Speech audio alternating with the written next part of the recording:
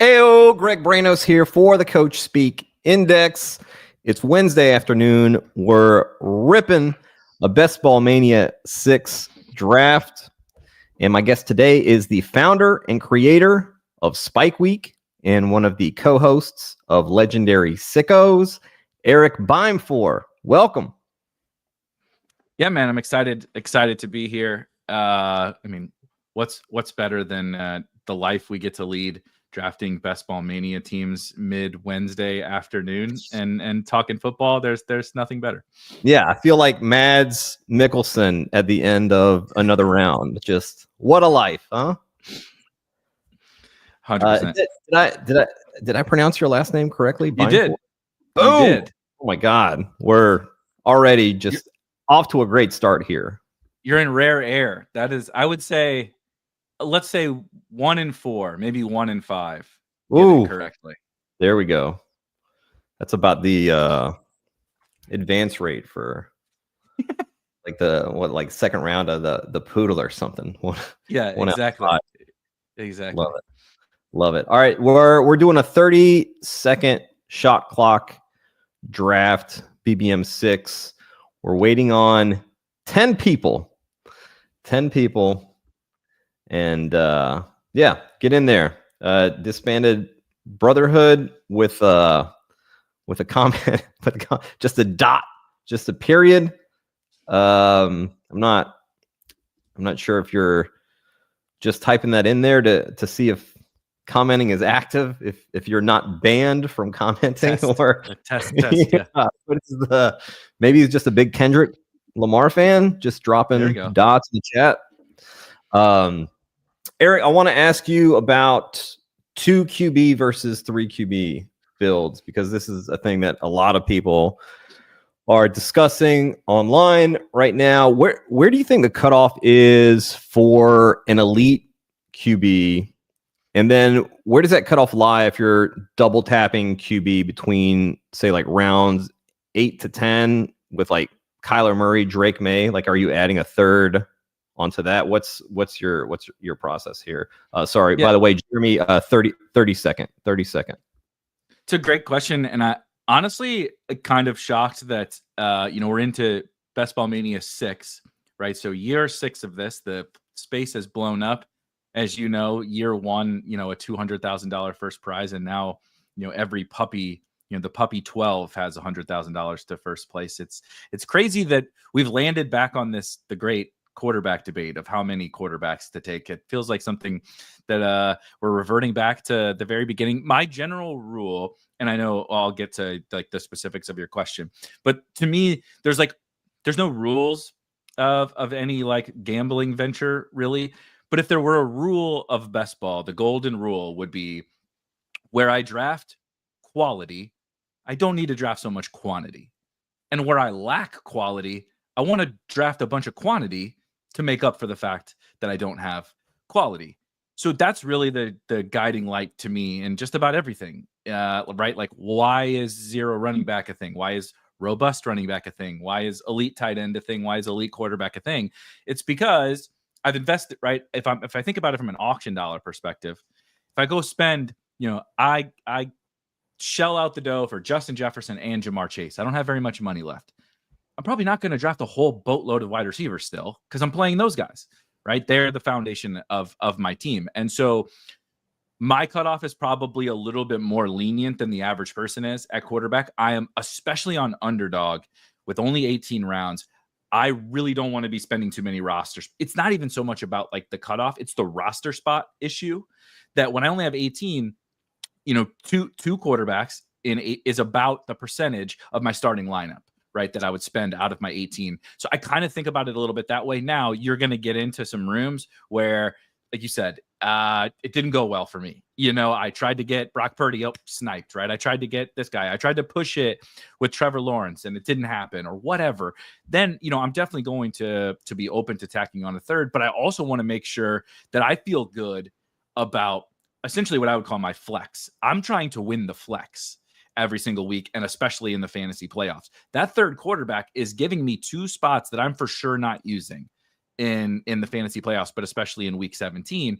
I want to have as many bullets in the chamber to get low owned guys to, if I win the flex, that's 2 running back spots, 3 wide receiver spots, and another, right? So that's six players. That's 33% of my roster. I need the bullets for that. So I always lean a little bit more to quarterback. I get the 3 quarterback thing, but I think once I start to get to like QB1 in the like Jordan Love, Trevor Lawrence, Michael Penix, Tua, like I get into that, then I do start looking a little bit more to 3 quarterback. But it really, again, also depends what is the rest of, like, I need to feel good about my running backs. I need to feel good about my wide receivers, my tight ends, etc. Quarterback is kind of one of the last men standing, if you will, for what I'm really trying to target quantity at that position. Yeah, and there are just like so many usable players in the final round on Underdog, and especially if you're doing like, say, like a 3 tight end build, like you can wait until like you can honestly kind of wait until the last 2 rounds to take a couple tight ends, depending on who the first one you took. Like, say you took a like a Mark Andrews or something as your first tight end, then like you could hit that in the last 2 rounds with like Chigakonkwo, Juwan Johnson, and have like a pretty nice kind of tight end room going there. Yeah, I'm kind of the same with the 2 and 3.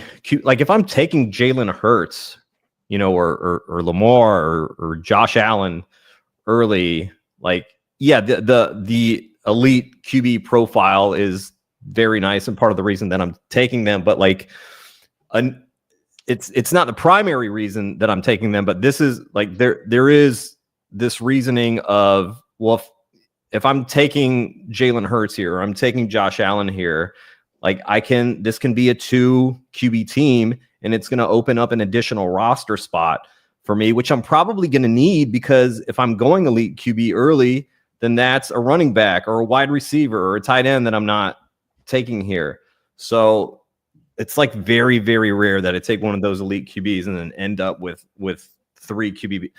I actually did it yesterday, which may be the only time this season, because I got Hurts, and then QBs were just like flying off the board, and I was like, well, okay, next time it comes around, I can get like Tua, and then Tua's gone. Well, next, you know, I can get Gino. Well, Gino's going like a round earlier in this draft, and then I end up with like Tyler Shuck and Hurts with like, which might be okay, but then, you know, I have the final pick of the draft, and it's like almost kind of a luxury kind of thing. I was like, I'm just going Anthony Richardson here. Like if Richardson is playing in any of these playoff weeks, like that's so big. And I understand the reasoning of like, oh, well, in the playoffs you want 3 QBs, because like what if your elite QB has a bad game or whatever. And I hear people talking about it a lot, especially for like week 17. But if I've advanced to week 17 with like 500 other teams or whatever, and I'm just like praying that Lamar or somebody has like, I can just hedge. I can put money down on this QB. Like now you can bet on the fantasy score for players. So like just take the under on Lamar's fantasy score for that week, and yeah, do it hedge style. I would also say the playoff week thing with the quarterback is certainly true, but like we do have a second, right? No, we're not sitting here saying to only draft Lamar Jackson and no other quarterbacks. Yeah, you also can have like Gino is there for that, right? You do get the week 15 down game from Lamar. The problem, the difficult part for me is that line of thinking applies to every position, right? If you draft Saquon Barkley in the first round and he has a bad game, but you only draft 5 running backs and some of them are dirt, you know, your 16th and 17th rounders, like what's the difference between the quarterback? You know, Jalen Hurts can have a bad game, Saquon can have a bad game. The problem with the quarterback part too is oftentimes we stack, right? in these, like that's what we want to do, because if the quarterback has a big game, probably he's throwing touchdowns to pass catchers. If they have a big season, right? Like the Bucks last year were great stacks every individual week, but the Bucks just exceeded everyone's expectations. So it was like, just give me all the Bucks, right? Baker was a smash, Bucky was a smash, Kate Otten had like random 3 awesome big games, et cetera, et cetera. So if we're proponents of correlating our quarterbacks to our pass catchers, if we're saying that guy's going to have a down game in the fantasy playoffs, it's not just the quarterback. It's now multiple, right? If I have 2 pass catchers, so now 1 out of 6 of my team is now having probably bad games. It's certainly not. But you also have to think about the playoffs, where it's not just like usable games.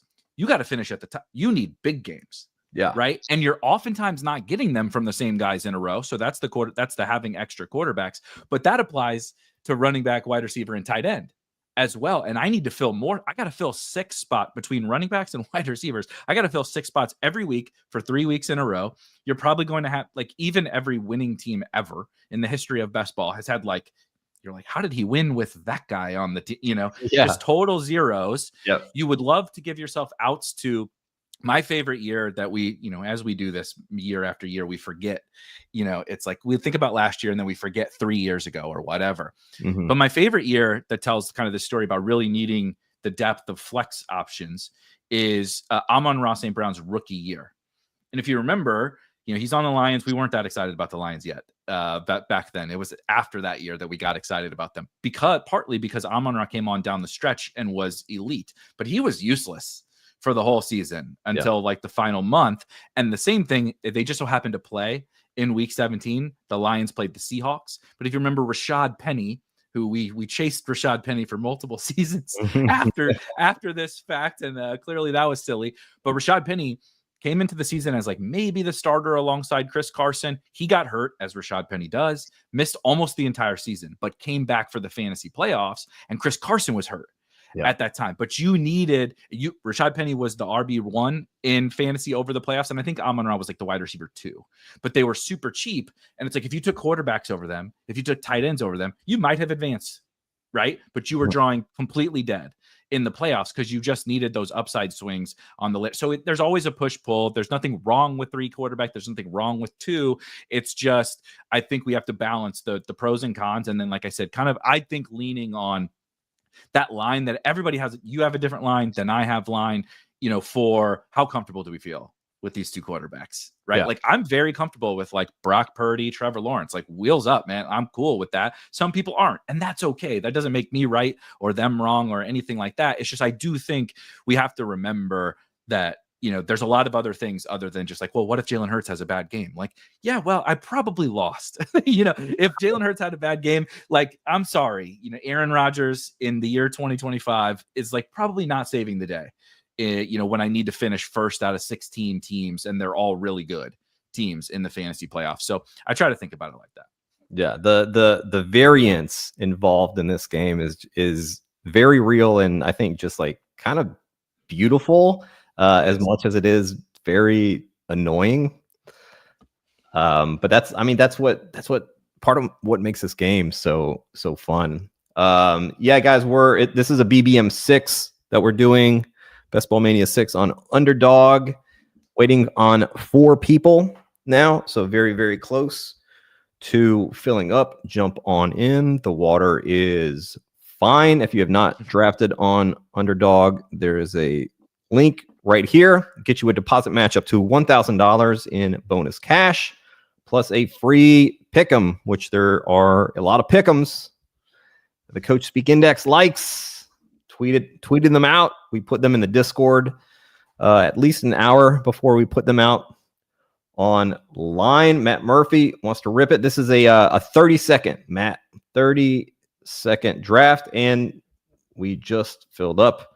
So I need to share this. We have the 10th pick. I love the back end of the draft. I love it so much. Oh my God, dude. I've been getting so much like 1, 2, 3, which is like fine. But you're just like you're getting not the same team, but like similar-ish teams just over and over and over.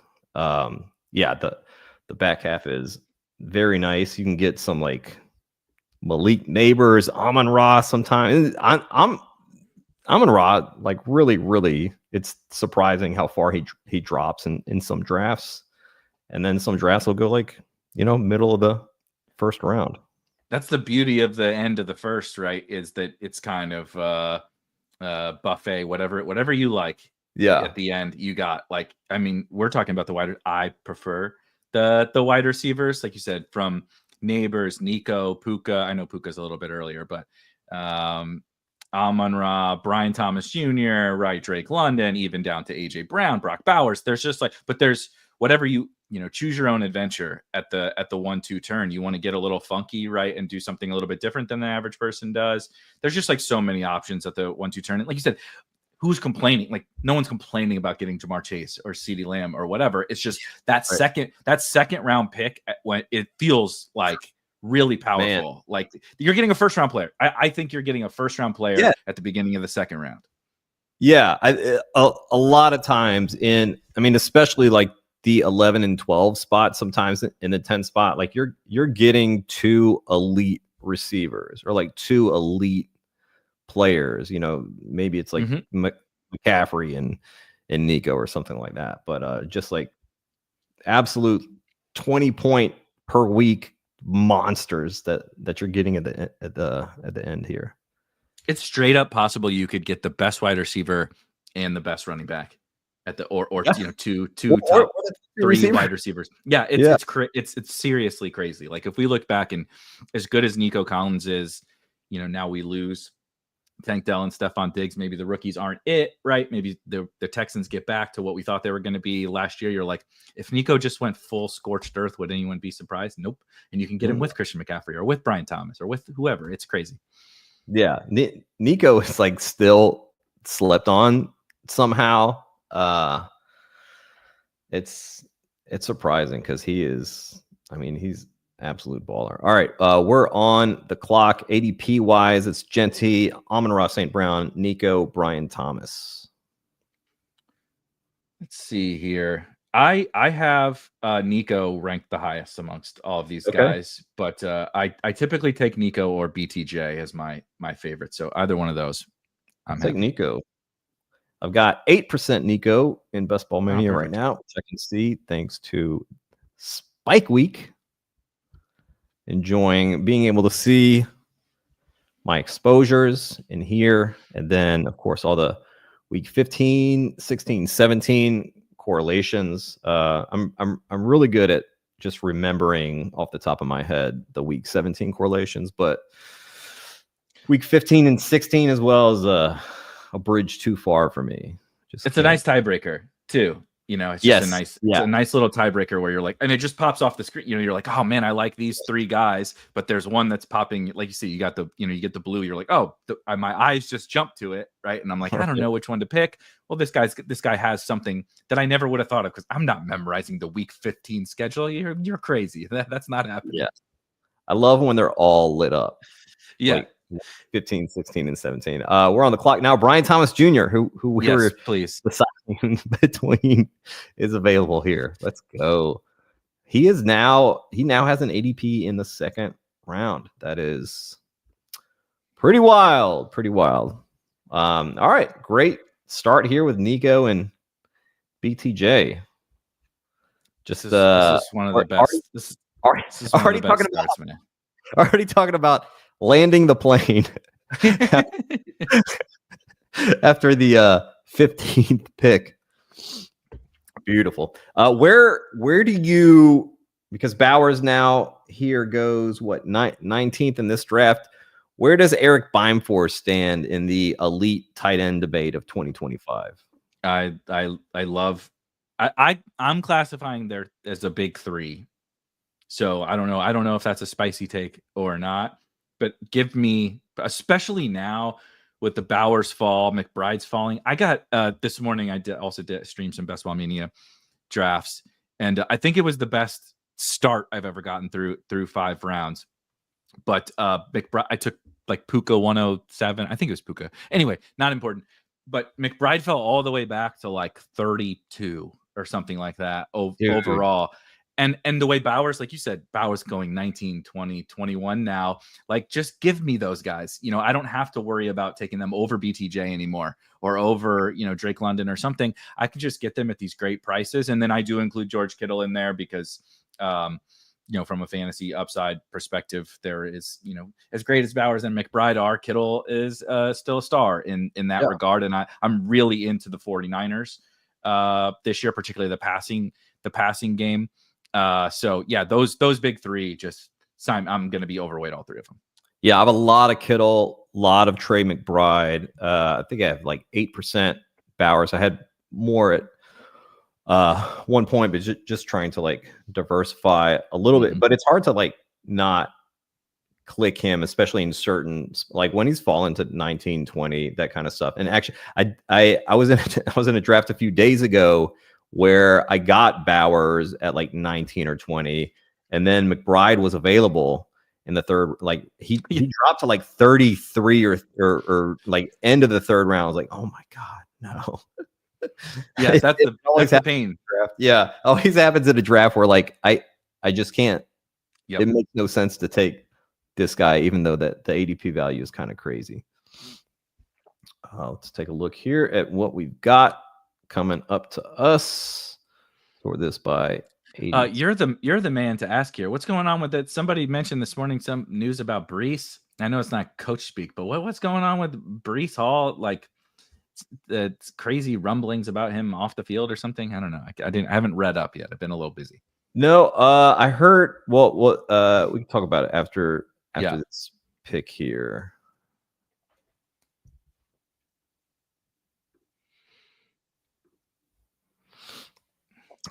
Got a red badge in front of us, making us sweat it out.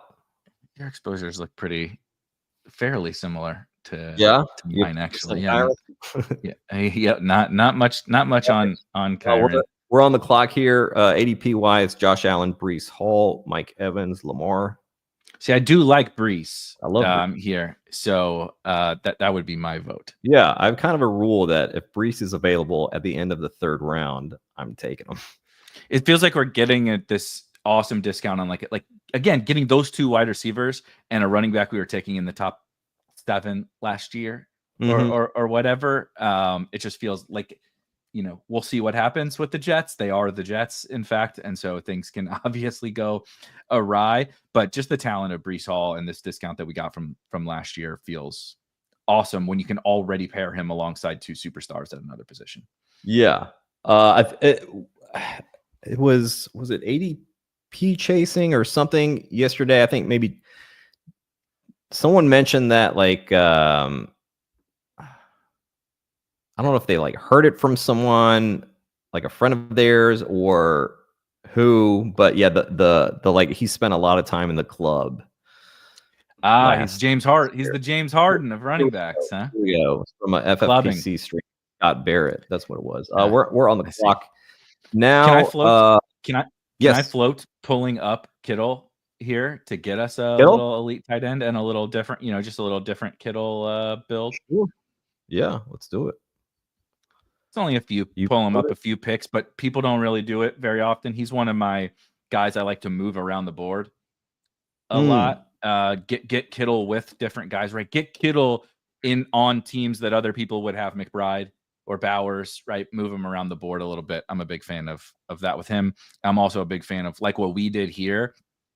We have having quarterbacks in your back pocket so you don't run into some of the issues like we've talked about with the quarterback thing. It's like, look, we're open to Stroud, we're open to Lawrence, we're open to Purdy. I love all three of them at their price. And now it's not like, oh shoot, we know we have to get X quarterback because that's, you know, that can be the problem with like say stacking the Eagles, which I love, but like you stack the Eagles and you take AJ Brown and Devontae Smith, you're like, please let Hurts fall. Please let Hurts fall. Please let Hurts fall. Right. And you're like, you know, it doesn't happen. You're like, well, shit, got to start over. You know, what do I do? When you kind of, you know, paint the board a little bit here with this start, it gives us a bunch of quarterback options. Yes. I had a thought and then it quickly slipped away You're there. derailed by Breece Hall clubbing rumors. So it's easy to lose train of thought. I did not know that Breece Hall went full James Harden in the offseason. Yeah, I wonder what the timeline of that. When did he start frequenting? And like to what extent? Like he's 24. Yeah, like I think he's allowed to go to the club. Yeah. If he's there every night of the week and he's shutting it down, then yeah, that's a problem. Or he's Jamie Foxx from Any Given Sunday, and we just need him to puke before he steps out onto the field. And easy 1,500 yards. Yeah, exactly. For the boys. Yeah, there are a couple things that I am worried about with Breece Hall, and then there are other things that I'm like, this is great for him. The things I worry about a little bit is Aaron Glenn keeps talking about Braylon Allen. And he mentioned Isaiah Davis at the very beginning too of the offseason, right? Yeah, it was that spooked me a little too. He was like, all three backs, we want to use all three of them.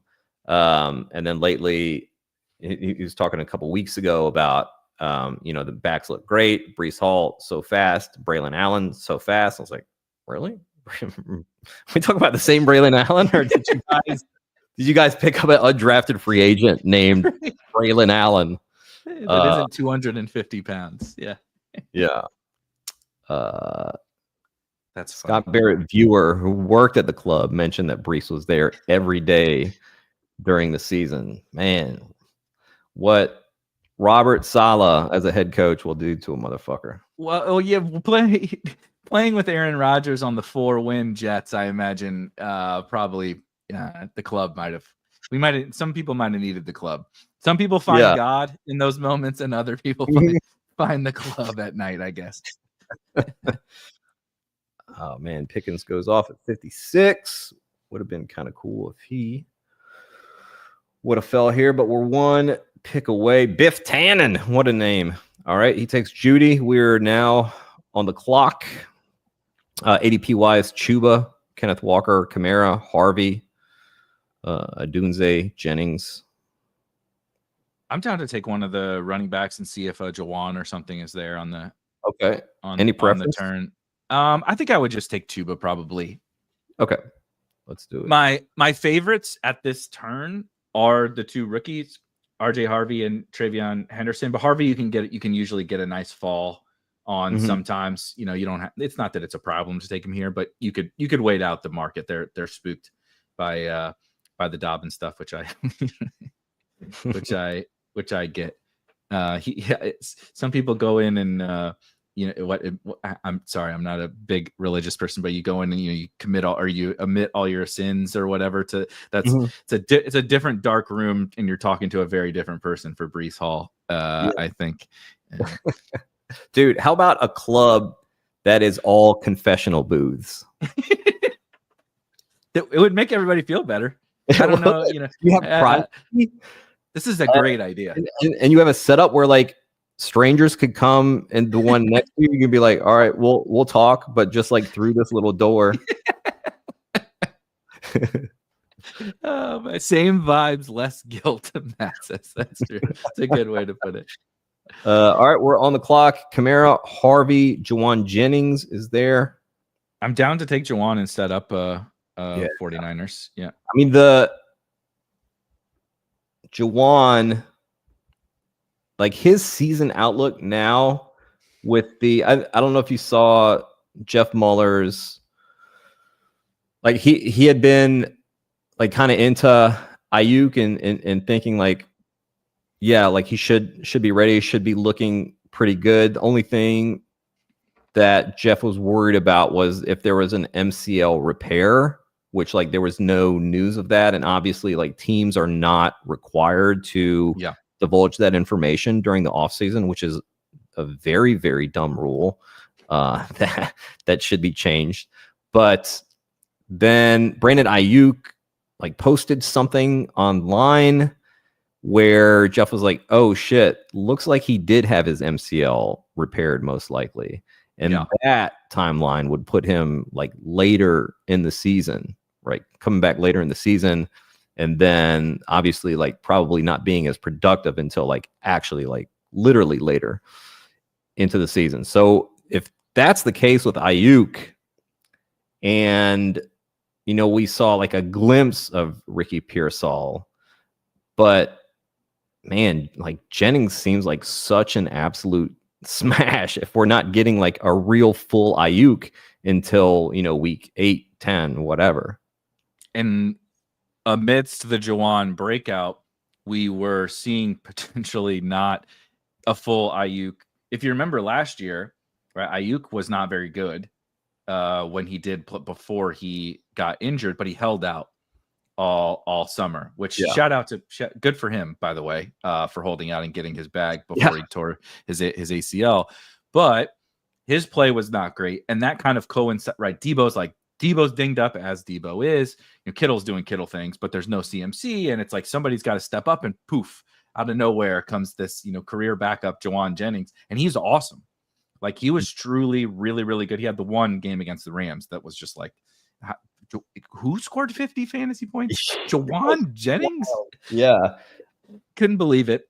I mean, Debo was out that game. We all thought it would be Ayuk, and then it was Juwan. But I think the name and the fact that he has really only been good that last year is why like the market is still just like Juwan Jennings. Yeah. Like this big, slow 27-year-old, really? Like if last year was his rookie year and he did that, like he'd be so steamed up. But it's not a situation where Juwan Jennings came into the league, got a lot of playing time, flopped, and now he's had like this sort of resurgence. It's just he was never put on the field. He was never really playing. They play him on like third and long, right? Third and Juwan, because he has such incredible hands.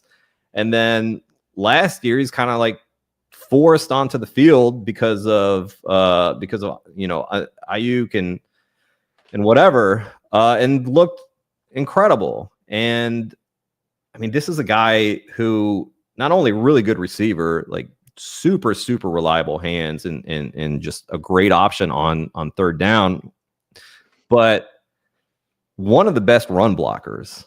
I was just gonna say one of my sneaky. I'm a blocking nerd. Okay. Like running, like pass protection is like one. I fully admit to sometimes probably overvaluing it, but those little things keep guys on the field. They earn guys extra, right? When the coaching staff trusts you to do the dirty work, like that shit just matters, man. It matters. Yeah. It may not show up right in our fantasy data, but it gives you these alternative paths, these extra outs, right? The cat gets 9 lives. You get 9 lives. Some other people get fewer. We're on the clock now. Caleb Johnson, Stephon Diggs, which would be a week 17 correlation. Tony Pollard, Aaron Jones. I'm into Diggs actually. Yeah, gives us outs to May. Correlates with Breece here. We don't like Caleb Johnson is fine, but we don't necessarily need it. I think Diggs is actually a little miniature tier break as you see like Ayuk coming up, Mooney, like some kind of boring-ish guys. If Diggs is Diggs. Yeah. First of all speaking of clubbing, and all the women in New England need to be looking out if Diggs is Diggs. But if he bounces back, man, and May takes a leap, we could be feeling pretty foolish about this price. Obviously, age, ACL for him too, but I'm happy to pay the price for X amount of teams with Stephon Diggs because of the Drake May and the lack of target competition. Yeah, it'll be interesting to see how much. Like how he looks coming off the ACL, but he's looked pretty good in the videos so far, and the injury docs seem to be down. All right, we're on the clock here. Pollard, Mooney, B-Rob, Igbuka. I think I would take Igbuka probably here. I'm very much digging Emeka Igbuka. Mooney is like fine, but Mooney is a little bit of I would like to set up Penix, and maybe I'm a little bit weak coming out of the gates at wide receiver or something. Like I like Mooney fine. I like the Falcons as a stack. I like Penix fine, but we're set up. I'm with DQ. Pat, Kareen, and I, you mentioned we do legendary sickos every single week. Last week we ranked all 32 NFL teams as like teams we want to stack in best ball from 1 to 32. And I won't give away number 1, but we drafted someone from our number 1 on this team, but the 49ers were number 2 on that list as our second favorite team to stack. So I'm totally with it. The defense is going to take a big step back, right? When you pay Brandon Ayuk and you pay George Kittle and you're paying Christian McCaffrey and then you give Brock Purdy $50 million, like there's, you got to pay the piper eventually, and they're paying the piper on the defensive side. Yeah, the football. The personnel, the defensive personnel on paper, like not looking great. We'll see I think they went all defense in the draft. We'll see what kind of fruit that bears. I wouldn't like automatically just say like, oh, it's going to be such a terrible defense just because Robert Saleh is the defensive coordinator. For sure. Like that's one thing he's really good at is just like getting the most out of his guys. I remember when they were like first starting to kind of build that defense in San Francisco, and like there weren't a lot of household names on the defense, but you would watch them, and dude, the way that they would just swarm to the ball under Saleh, it was like a swarm of killer bees, just immediately and deadly and devastating. And Fred Warner and Bosa, so they have foundational pieces that they're not going to be the worst defense in the league by any stretch, but they've been. I think that probably went overlooked in their like super. When they were going to the NFC Championship every year or going to the Super Bowl, was the offense was great, of course, but the defense was so good. Like that. Mm-hmm. That's what. But when you have to end up paying your young guys, right? Eventually, you got to pay the offensive guys. Teams usually just pay, the quarterback and the receivers and stuff. And so there's just a natural attrition on the defensive side that you do have to fill, right? Like sometimes you get the Rams of last year where they had a shit ton of attrition on the defensive side, but then they just crushed the draft, right? You get Jared Verse and you get all these guys and you're like, well, the defense is way better than I thought it was going to be. So that's definitely possible. And they already have the foundation, but they got to hit on some stuff for sure. Wow. Purdy goes off before us here. That's painful, but that's all right. We're on the clock here. This is what it looks like at the top. Kyler Murray, Mark Andrews. Did I see you had Luther Burden at the top of your rankings? I'm very into Luther Burden. I do. You want to take him here? Let's take Burden. We can push him. Let's take. Burden. I don't push him now that we mention him. Yeah, exactly. Yeah. This is also the range. Like all these running backs are like the same to me. So I'm kind of like get your guy. Like so long as you're not reaching like 2 rounds or something, I'm kind of a get your guy in this little pocket. Yeah. You're a scatter boy, right? Yeah, I like scat. I'm just the Giants running backs being at like pick 100 and like all these other running backs being at like pick 120, 130, 140. I'm like, it still throws me off. I like Scatterboo the player. I don't love Scatterboo the price. Would you take Kyler here at this ADP? I would rather. I mean, it's a great discount, but I would still rather take. I think Caleb is still around if we wanted to do like Caleb Burden. Otherwise, we can wait. We can just take a running back and keep rolling. Yeah. We could take May. We could take May also if you prefer May to Caleb. Yeah. Yeah. We'll take Caleb here. As we say, the Niners defense maybe isn't going to be as bad as we expect. We take the guy playing the Niners. We'll make a bet on Caleb. What are you doing with the Bears? What do you got on the Bears? Who am I supposed to draft on the Bears? Please, someone solve this for me. Well, I mean, the price on Burden now is just so good, and you look at DJ Moore, he's ADP of like 40, which is, I mean, DJ Moore pretty good receiver. There's like some intangible and like off-field stuff that you don't love, and the Bears spend the 10th draft pick on Colston Loveland, the 39th overall pick on Luther Burden. We have all this talk from Ben Johnson about how kind of the most important thing to them on offense is just raising Caleb Williams' EPA. And in order to do that, they're not going to throw as much of the deep stuff. It's going to be more kind of like intermediate. And this was before the draft, right? And then they draft Colston Loveland, who's like a yak monster. Luther Burden, like huge That's what he yak does. guy, like a designed yak guy. And Ben Johnson also saying, hey, where I've been, the slot receiver has been the focus of the offense. Yep. It doesn't mean 100% that it will be in Chicago, but feels kind of likely in an offense where they are prioritizing just intermediate and like short passes. Yeah. So just like looking at the price of all three of those guys, like how much later Luther Burden goes, I know it's a risk, right? But that risk I feel like has been baked in 4 or 5 times over in this ADP.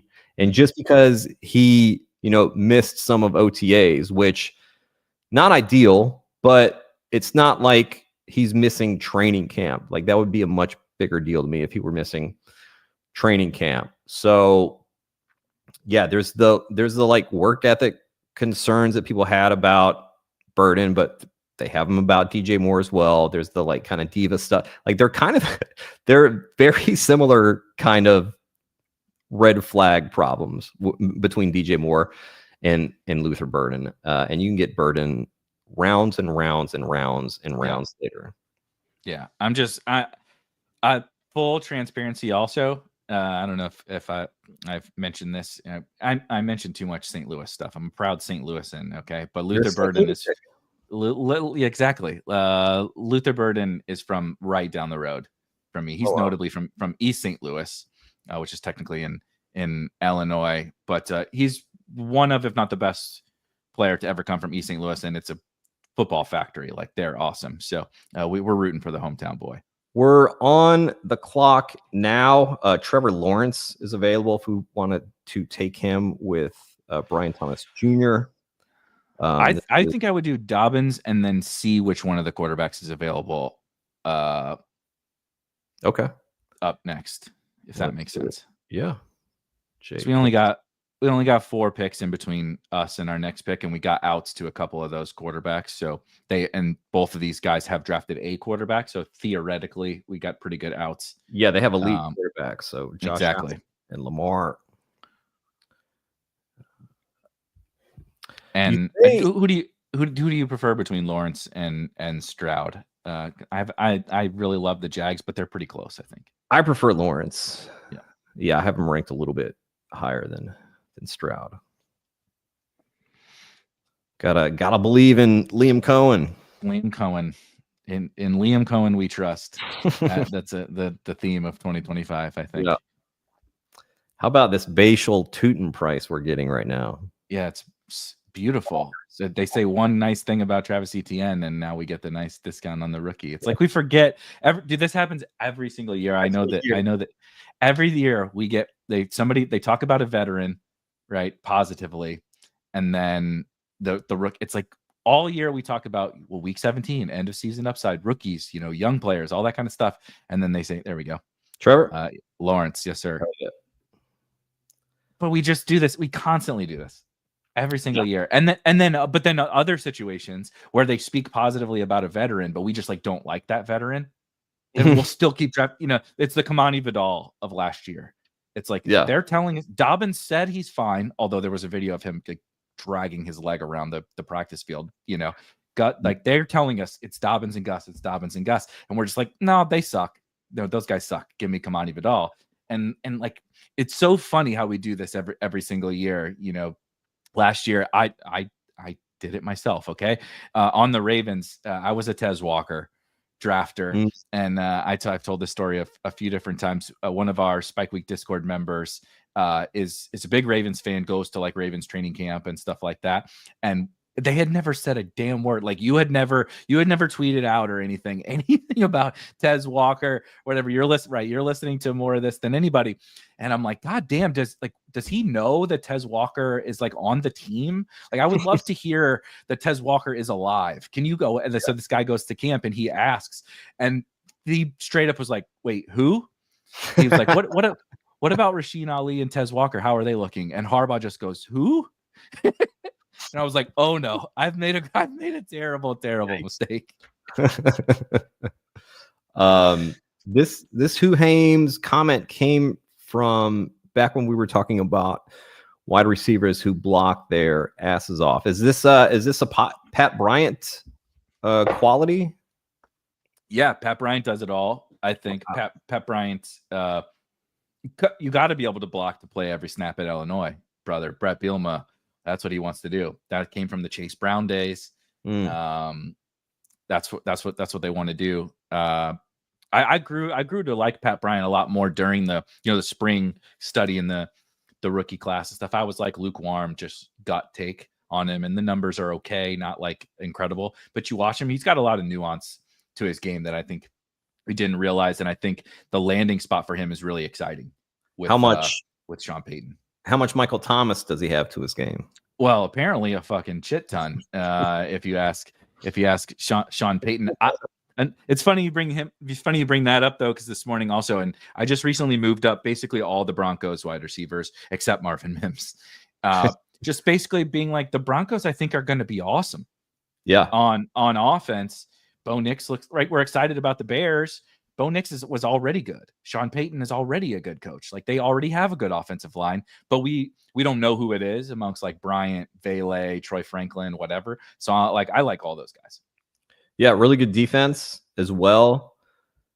We were one pick away, and now we're on the clock, and it's Jack Besh and Likely and Garendo and Bryce Young, Dobbs, Bigsby.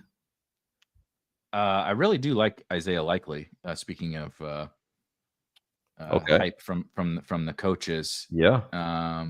Let's do Likely. Let's do it. Good price. Yeah, not Greg Roman. Todd Monken, the offensive coordinator there, talking about how they're going to run a ton of 12 personnel again. They led the league in it last year. They feel like it's one of their best personnel groupings, maybe their best personnel grouping. And they've had some pretty good comments about Isaiah Likely. The John Harbaugh one, I think people took a little too far, because like they asked him, I believe, like, do you think he can, like, what's your hopes for him? Do you think he could be an All-Pro? He's like, yeah, my hope for him is to be an All-Pro. Yeah, leading the witness. A little bit of leading the witness. Right. Yeah. But Todd Monken did have a pretty good quote a while back on the like Ravens Lounge podcast about Isaiah Likely. Like, we'd like to give him some more stuff. But also talking about, like, we have so many guys on offense to get the ball to. Like, all of them want the ball. They're all really good. And all right, we're back on the clock here. What can you look at running back real quick? Yes. Bigsby, Roschon, Jalen Wright, Braylon Allen. We do have Breece, so I don't know that I want to do Braylon Allen. I mean, I'm comfortable with Tank to add on to the Jags thing. I'm not like a huge Tank Bigsby guy, but I do think, I like Tootin the best out of all of them, especially at cost. But I don't want to be like super arrogant about I believe in the Jaguars. I think somebody, if not multiple guys in this backfield, the price is wrong. Like I said, I think it's Tootin and maybe it's Bigsby, but I just want exposure to all those guys. I did a video earlier right after the contest dropped about like monitor these situations or get out ahead of this before Greg is tweeting out and posting in his Discord like, yeah, go draft this Jaguars running back. I was like, let's get out ahead of that, because once it's like, I'm not drafting ETN anymore right now, really, but I did draft him before, when he was 2 rounds cheaper, because it was like, I don't know who's going to get the hype. I really don't. Yeah. But like, I know that I want the Jaguars running back or backs. So like, just give me some exposure to those guys. Yeah. Tank Bigsby, one of the things that he does well that Liam Cohen really likes is, and he wasn't saying this about Tank Bigsby. This is just like from his philosophy. What I've gleaned from his philosophy that he talked about while he was in Tampa Bay is like, hey, our running backs, we want them fast to and through the hole. And when you look at the film of the Jags running backs last year, Tank Bigsby is the one that really jumps out in that regard. And that's even before the Travis Etienne injury. Yeah. So that's like a really big thing in Tank Bigsby's favor. I think like we could see Tank Bigsby get goal line work out of these three backs. So that's nice. The one like really big, huge, glaring weakness for Tank Bigsby is that he's like such an absolute zero in the passing game. Yep. But that might not really matter a ton. Like I could see, well, it matters a little bit, right? Because we want pass catching backs in fantasy. But like as much as Liam Cohen runs that pony personnel, like I could see Tank Bigsby on the field for a lot of that pony personnel, and either being like kind of the decoy handoff or like the guy that actually gets the ball there. Just a good runner. He has like some real pros to his game and some real cons to his game. I don't know if like they could turn him into a decent pass catching back. I think like that's just maybe not in his range of outcomes as a player. Which is interesting because he caught passes and like no one's going to mistake him for Christian McCaffrey or something like that. But he did go. He was a full blown workhorse at Auburn on some not so good. He was on some not so good teams at the end of the Auburn. But if you catch 62 balls in 3 years, including a true freshman season where you caught 11 balls in the SEC, like that's not nothing. There's a lot of guys that don't catch that many passes in their college career as a running back. So I just wonder if maybe they can coach him up a little bit. I don't know, but I do trust I just trust in the coaching staff. I trust in the situation. Yeah. We are one pick away. And the board right now is looking ADP wise: Matthew Stafford, Hunter Henry, Wan'Dale Robinson, Alec Pierce. Robinson goes off. We're on the clock now. Will Shipley slam dunk. Run to the podium. That's my guy. Right. I have, how much of him do I have in BBM? 19%. Let's get those are rookie numbers. We got it, yeah. What is your thesis behind Will Shipley? Is it just like Barkley goes down and like Shipley gets all the work? Yeah, a couple of things. So people are going to bring up AJ Dillon, and so the going in assumption is AJ Dillon sucks. Okay, so that if you don't think that AJ Dillon sucks, you're going to disagree with a lot of this thesis. But Will Shipley, 4th round pick, intriguing prospect, right? Rides it out all of his rookie season essentially behind Kenny Gainwell. They love Kenny Gainwell. Remember, they love Kenny Gainwell. Yes. They could have brought him back.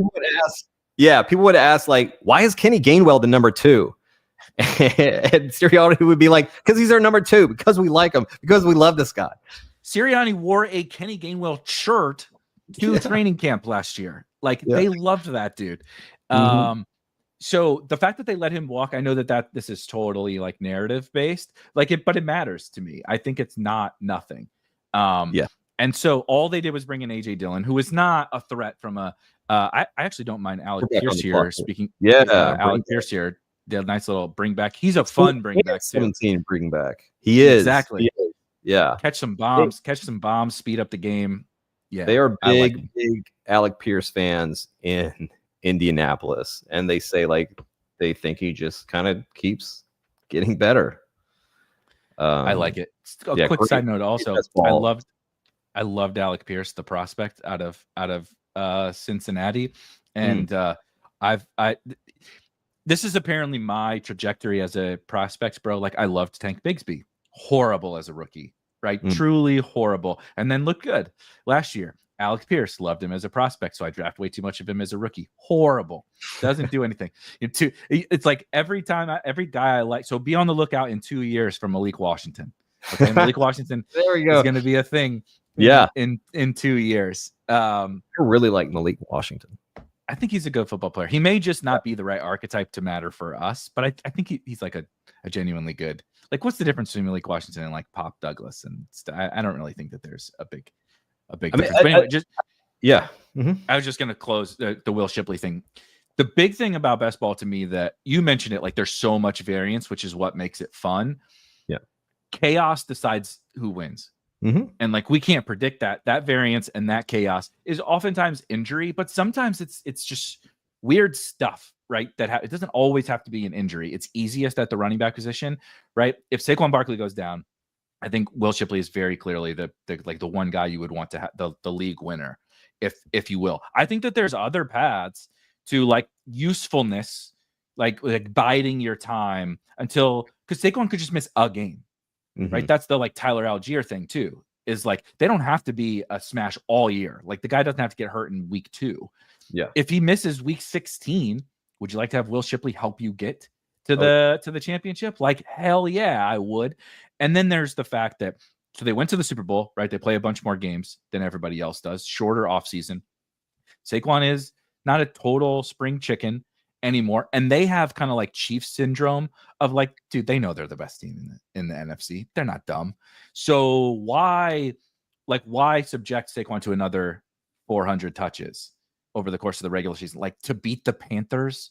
Like, do you need Saquon Barkley to touch the ball 25 times? Like, no, you don't. So does that mean that they won't ride him? No. I'm just saying there's a lot of paths to usefulness for some of these guys. Tyler Algier, as an example, everybody views him as like he's a 0, and unless Bijan gets hurt. It's like, I don't know. The dude gets double-digit carries quite often, actually, throughout the course of the season. They can be useful even if the starter doesn't go down.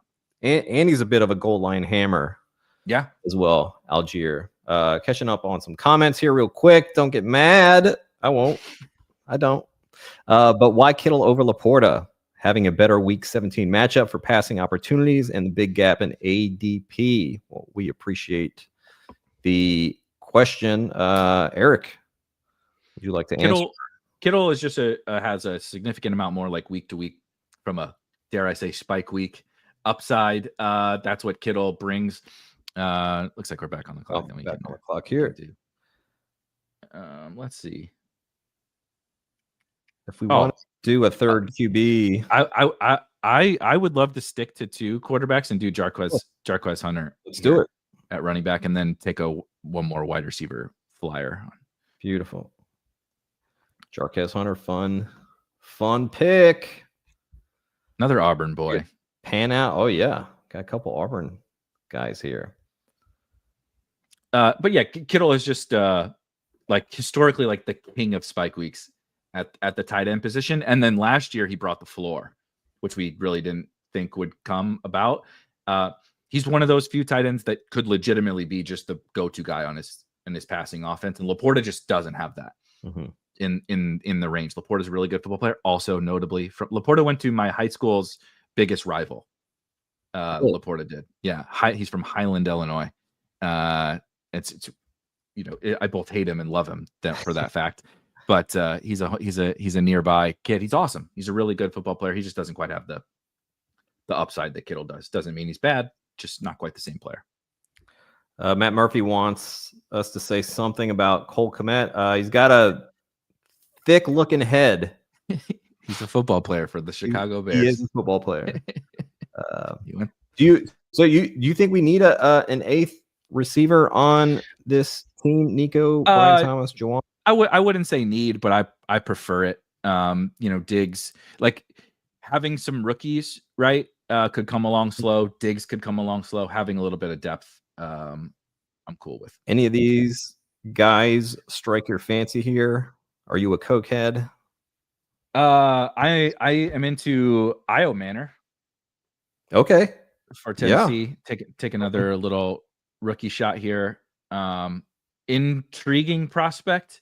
I will just never forget. And maybe this is my brain is broken because this did frankly happen with the Alec Pierce thing. I watched Alec Pierce cook Alabama, and if you remember when Cincinnati played Alabama in the college football playoff, that was Desmond Ridder and those got Tyler Scott and Alec Pierce.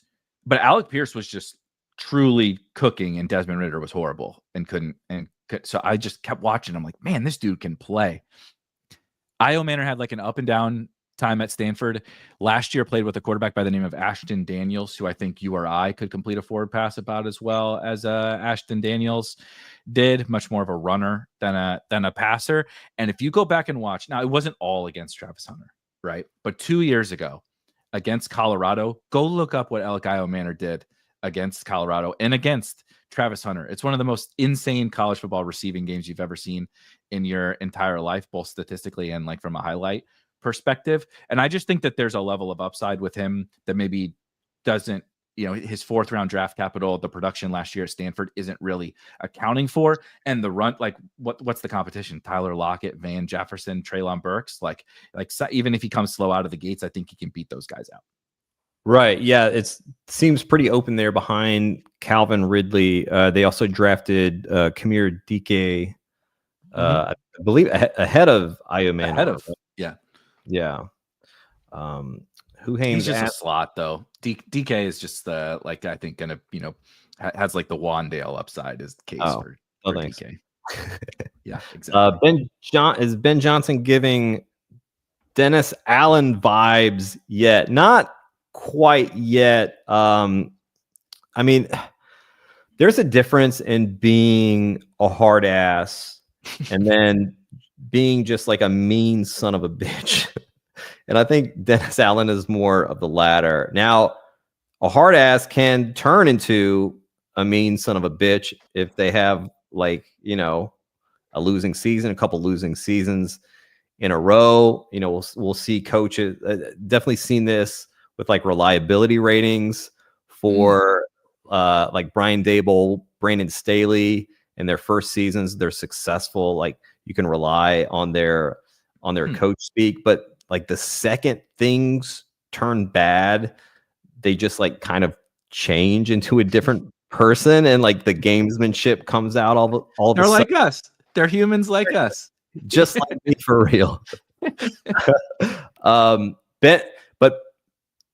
I think to some people it's a little surprising, the manner in which and like the tact that Ben Johnson takes, especially in public, like at the podium. But from all accounts, like this is not a new side of it. It's a new side we're seeing publicly, but it's not a new side of Ben Johnson.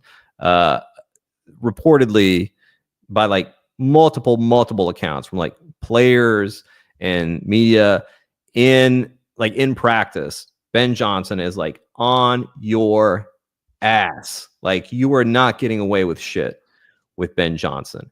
And so like that's kind of what I'm seeing, but it's like it's with a goal in mind, right? It's with like he's not doing it just for no reason. And Dennis Allen felt like he was just like kind of crossing the line needlessly sometimes. And then the whole thing of Kendre Miller not needing to go on IR, but they put him on IR, like just right before Dennis Allen is out the door. He's like, all right, my last piece of business is to put Kendre Miller on IR. Unbelievable. I've never seen anything like that. And I'm 37 years old and I have watched a lot of sports and a lot of football, and I played in college and all that kind of stuff. I have never, ever seen anything like that in professional sports. Just straight up giving the middle finger to the random 22-year-old. Like, what did Kendre do? Like, there's got to be some backstory. It cannot just be that he's always hurt. Like, there's no way. There's been so many guys who've been hurt all the time. It was the most bizarre thing. Like, that's my last. You want that to be your legacy as an NFL coach? Like, giving the middle finger to some random 22-year-old kid? Like, that's crazy. Wild.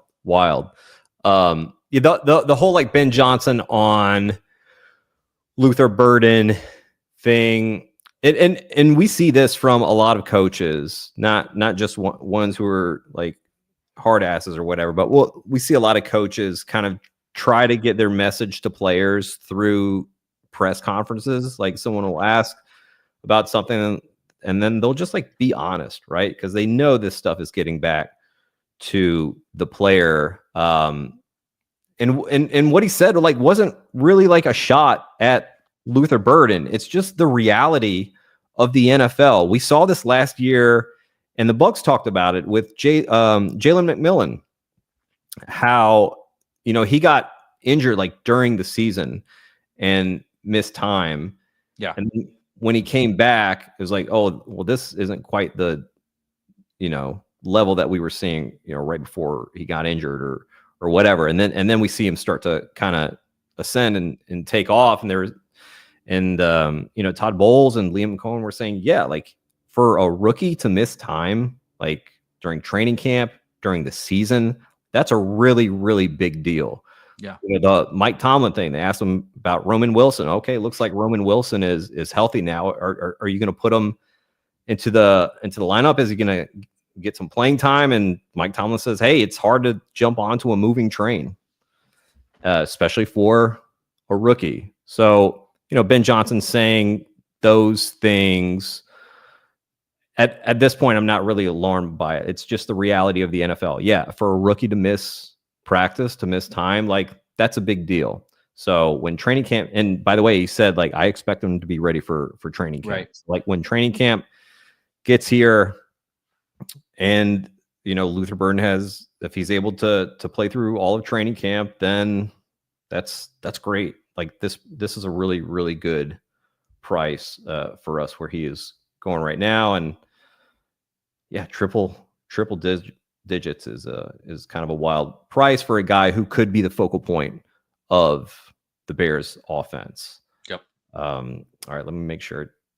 Actually, let's go ahead and name this draft real quick. Okay, dokie. My 62nd. Oh wow, you're on good pace. Yeah, I'd not planned 63 now. Yeah, I had that one night that Gilbert Arenas was drafting where I was only going to do one draft, but I ended up doing 11. So that put me ahead of pace. Oh man, that's funny. Just a little bit. Yeah, this is a guaranteed winner for sure. Winner. I love it. Boom. Any other questions here in chat? Go through. Real argument for Shipley is that Saquon went well over the 400 touch cliff and is already somewhat injury prone. Thank you, Blake Johnson. Anything else here? Adam worrying about Alec Pierce with Daniel Jones a little. Yeah, the Anthony Richardson deep ball definitely more suited to Alec Pierce's game. Daniel Jones used to be a really good deep ball. I know. For like a season or two. Darius Slayton benefited from those deep balls. Isaiah Hodgins, remember that was the playoff year, right? The like Hodgins and Slayton, and I'm trying to think of Richie James. Richie James. I remember Richie James went to the Chiefs the next year, and I remember being like, "Look how good he was down the stretch. He's going to crush it on the Chiefs." And it did. Is even in the XFL now? He's selling insurance somewhere or something. How many catches did he have that season with the Chiefs? I would not be surprised if it was like 6. Yes. Over under 6.5. Oh man. I'm gonna say he had 5 receptions. 10. Okay. All right. 14 targets. 10 catches on 14. That's a pretty good catch rate there. Efficiency. 114 yards. Can't believe they didn't play him more. Oh man. That was the last time we've seen. Yep. He has not played another snap in the NFL since then. Shout out to me for drafting him on all those best balls. R.I.P. Richie James. That is like the most NPC name. Just Richie James. We should have known. That's the main character in the new Grand Theft Auto that's coming out next year. The reason they delayed it was because the Richie James estate was suing them over the name, and they're like, well, everything revolved around the name Richie James in GTA 6, so we gotta take the next year now to do this. And Richie James needs the money because he ain't got no more football paychecks coming in, that's for sure. Yeah, so the new character's name will be Isaiah Hodgins for GTA 6. Also gone. These guys, Daniel Jones made these guys. He made these guys careers. He can make Alec Pierce's. He can make Alec Pierce. Sure, why not?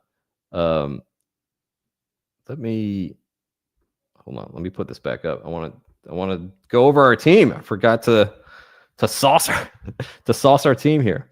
All right. At QB, Caleb Williams, Trevor Lawrence. Running back, Breece Hall, Chuba Hubbard, J.K. Dobbins, Tank Bigsby, Will Shipley, Jarquez Hunter. Wide receiver, my lord. What the bounties we got here. Plentiful. Nico Collins, Brian Thomas Jr., Juwan Jennings, Stephon Diggs, Emeka Egbuka, Luther Burden, Alec Pierce, Alec Iomanor, and tight end George Kittle and Isaiah Likely. How are you feeling about this team? I love this. I love this team. This team rocks. Yeah. It's a great, in like being serious. It's like an awesome blend of, like, I mean, Lawrence and Caleb, another reason why I like the kind of 2 quarterback thing with these two specifically is like they're priced down, but like I don't think either of these two's prices can be correct.